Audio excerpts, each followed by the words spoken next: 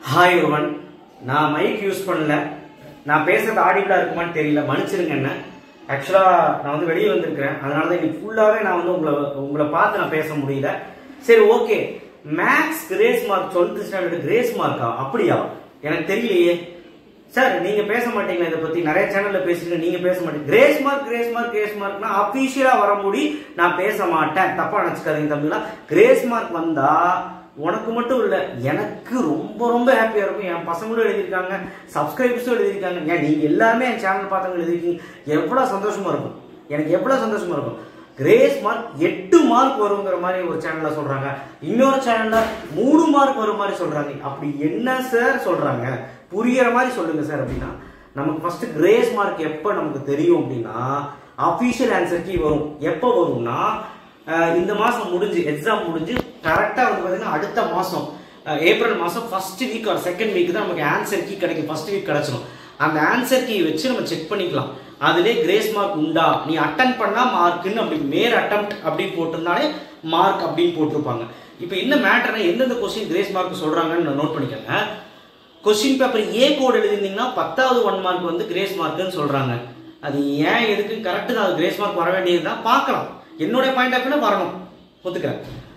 Question கோடு B எழுதிருந்தீங்கன்னா சூஸ்ல வந்து 20வது கேள்விக்கு grace மார்க்னு சொல்றாங்க. கிடைச்சாலுக்கு 1 மார்க். Okay right. 2 மார்க்ல c = 1/21 ப்ராபபிலிட்டி டென்சிட்டி ஃபங்க்ஷன் கேட்டிருந்தாங்களா? அதுல புக்லயே விலாவரியா கொடுக்கலன்னு சொல்லிட்டு ஒரு பிடிஎஃப் நான் பார்த்தேன். என்ன எதுன்னு தெரியல. கவர்மெண்ட் அபிஷியல் ஆன்சர் கீ வந்தாதான் தெரியும். ஆன்சர் வந்துருமாமா, கொஸ்டின் தெளிவா இல்ல புக்ல. சோ அதனால நான் என்ன சொல்றேன்னா கிரேஸ் மார்க் வந்து அந்த 2 மார்க்குக்கு இருக்கா இல்லையாங்கிறது நம்ம வந்தாதான் தெரியும். என் பாயிண்ட் ஆஃப் வியூல எனக்கு தெரிஞ்சு கிடைக்காது. ஓகேவா? கிடைச்சா லக்கு தான். 5 மார்க்ல 45வது ஏவும் பியும் கிரியேட்டிவிட்டி கேட்டாங்களா? ரெண்டுக்குமே நல்ல ஆன்சர் வந்து கரெக்டா கேட்டுக்காங்க. கிரேஸ் மார்க் கிடையாது. இருந்ததுன்னா அவங்க சொல்லுவாங்க, இல்ல அவங்களா மார்க் போடுறாங்களா என்னன்னு தெரியல. நீ ஃபார்முலாவாவது எழுதி வச்சீங்கன்னா ஒரு 2 மார்க் 3 மார்க் கிடைக்கும். ஏதாவது ட்ரை பண்ணீங்கன்னா ஒரு 2 மார்க் ட்ரை பண்ணுவாங்க. கிரேஸ் மார்க்ங்கிறது கிடையாது, ஒரு லீனியர் கரெக்ஷன் பண்ணுவாங்க. இவ்வளவுதான். ஸோ மித்தபடி கிரேஸ் மார்க் எங்கேயுமே கிடையாது. அதை நினைச்சுக்கிட்டு வேற சப்ஜெக்ட் போட்ட விட்டுறாதீங்க. நல்லபடியாக படிங்க. உங்க கட் ஆஃப் என்னன்னு கால்குலேட் பண்ணி வைங்க. அதை பத்தி நம்ம பேசுவோம், டிஎன்இ பத்தி பேசுவோம்.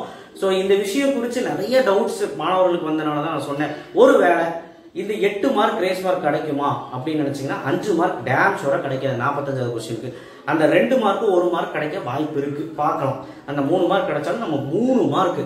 ஆனா இது ஒரு ஆச்சரியமான விஷயம் என்னன்னா அந்த ப்ராபபிலிட்டி 2 மார்க் இருக்கு இல்லையா, c = 1/21 c probability density function லாஸ்ட்டுக்கு 2க்கு முன்னாடி கொஸ்டின் நினைக்கிறேன், கொஸ்டின் நம்பர் தெரியல.